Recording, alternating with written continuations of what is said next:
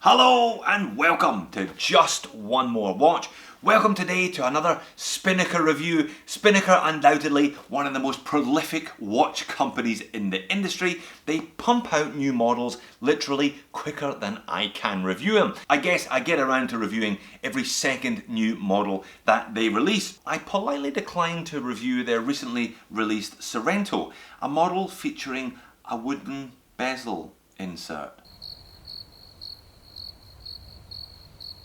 However, I did think that today's review, the wreck, was interesting enough to warrant yours and mine attention. Now, I've never seen one of these forced patina watches before. I know that other companies like Out of Order have been doing them for quite a while, and I thought that Spinnaker's attempt at it was well worthy of a look. And it's pretty nice. It's a big one, another one of their vintage style dive watches, great comfy leather strap, and it looks kicked in straight out of the box. Now, as always, Spinnaker do discounts. These are $280 US, but you'll find a 20% discount code in the description of this video to take off the price of a wreck or pretty much anything else you'd like off the Spinnaker website. To be clear, this one was sent to me for free by Spinnaker, as they have done with all of the others. So $220 then, let's flip the camera, see what you get for your cash. Well, you get a fairly simple blue cardboard box for a start, containing a watch.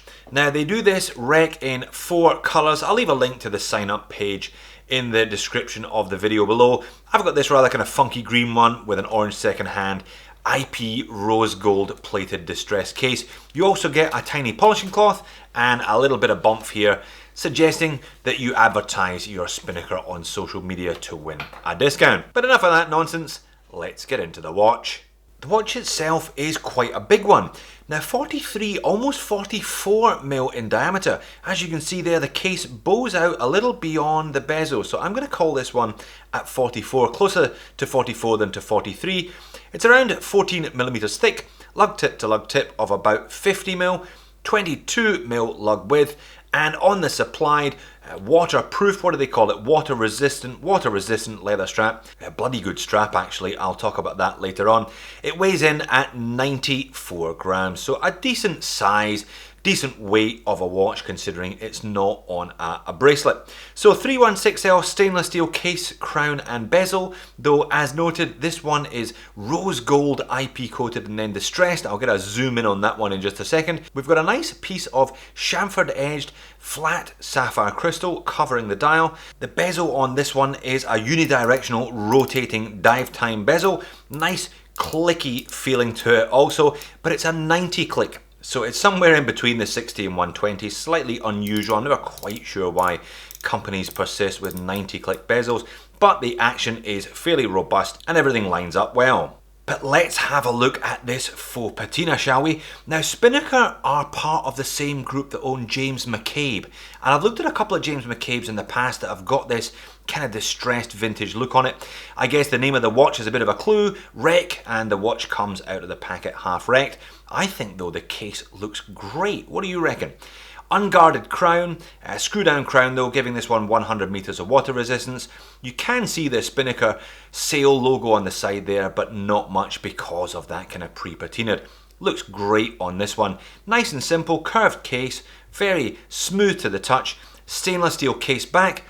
Best to have a stainless steel case back. Always avoids allergies. Even more expensive watches using exotic materials do have a stainless steel case back. The material sits much better on skin. So the usual spec sheet advertising all stainless steel, 100 meters of water resistance, and that automatic movement. The movement in it is no surprises, a Seiko NH35, so 24 jewels, hacks hand winds, rugged, robust, reliable. Now a stated accuracy of -20 to +40, but you should be expecting to get somewhere between -10 and +10 out of these. They're relatively simple to regulate if you get one that isn't sitting where you want it, but a good choice, pretty much the default choice for a watch at or around $200 US. Zoomed right in on the dial and the faux patina theme continues, and I must say I think it looks pretty good. I'm not sure how they do it, whether it's actually a metal dial that they've distressed or whether it's just painted on, but nonetheless I think it's a cohesive design altogether. So Spinnaker logo there, just slightly embossed, raised in that kind of 50s Cadillac style print. 100 meters, water resistance, automatic. Now the indices are applied, just Arabics at 6 and 9, everything else batons, and the triangle at 12.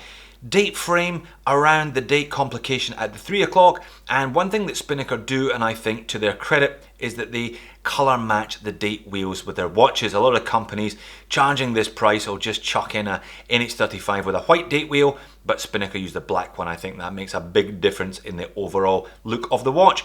Now the handset, one of everything. We've got a fence post hour, an arrowhead minute, and a lollipop second hand, but I think they're just about the right size. I think it all works pretty cohesively overall, and you can see that the bezel has not escaped the faux patina treatment either. Looks like it's been scraped in about 12 different directions.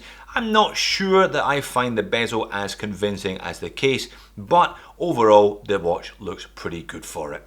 And I do like the Spinnaker straps. They're all kind of the same on all the watches. A little bit spongy, but nice and soft, very, very comfortable on a wrist. They've got that vintage stitching up at the top. No quick release spring bars on these ones though. Embossed with the Spinnaker logo on the back, and we have a matching IP coated rose gold distressed buckle there with the Spinnaker logo on it. Very comfortable to wear these ones long term though. And there is the watch sitting on top of my 7-inch wrist. This is towards the upper end of my personal envelope, this kind of 43-44mm size, but it wears quite well. Bit of curvature to those lugs, as you see, wears quite flat on the wrist, which is pretty good. 4 different colorways as noted, and they are cohesive overall designs. The case matches the strap, matches the buckle, matches the dial. I think they get the tones pretty much spot on these Spinnakers. And up a little higher, you can see what 43-44 looks like on my 7-inch wrist. A manageable size, even though it's a relative big boy. And that's it outside in some natural light, looking pretty good. These straps very comfortable straight out of the box, no breaking in required at all. I think these colour tones very much in keeping with my horticultural outdoor shots up against the bushes, etc, etc. It seems to blend in nicely. Moans and niggles. Well, the size is going to take it out of the equation for some people. Perhaps pushing beyond 42 is going to limit the potential market on this one. And the loom is not all that fantastic.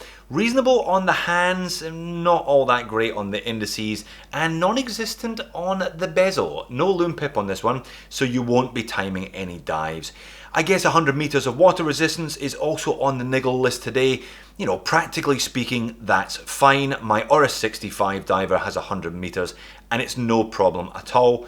But for a dive watch, you perhaps might be expecting a little bit more than that. And does the world need another Spinnaker watch? Do you need another Spinnaker watch? How many Spinnaker watches is it possible to buy in 1 year, even if you were a big fan of the brand? Perhaps they would be better just cutting down the number of releases slightly, you know, focusing on maybe one every 2 months rather than one every month. But hey, I guess I'm not running the brand. They obviously have their own ideas about how to run their business, and they're pumping them out like madmen. This faux patinaed look is not going to be to everyone's tastes. I mean, I know that, you know that, they know that. But if you're into the style, I think the case is done very nicely, and it's a cohesive design overall. $220 for a Seiko NH35, sapphire crystal, nice strap, interesting design. I don't think that's too bad a deal all up. So there you have it, the Spinnaker Rec. I certainly haven't seen anything quite like this before. I think more successful in some areas than others. I really do like the forced patina on the case. I think it looks fantastic, and those Spinnaker straps are just great. Super, super comfy, and allegedly water resistant to a degree anyway. Not so sure about the scratch marks on the bezel. I guess that's down to personal taste though. 100 meters of water resistance could be better for a dive watch, to be honest, but practically speaking, it's just about all you need. Don't forget, if you're into this or anything else on the Spinnaker website, 20% off discount code in the description of the video. Thanks for watching. See you in the next one.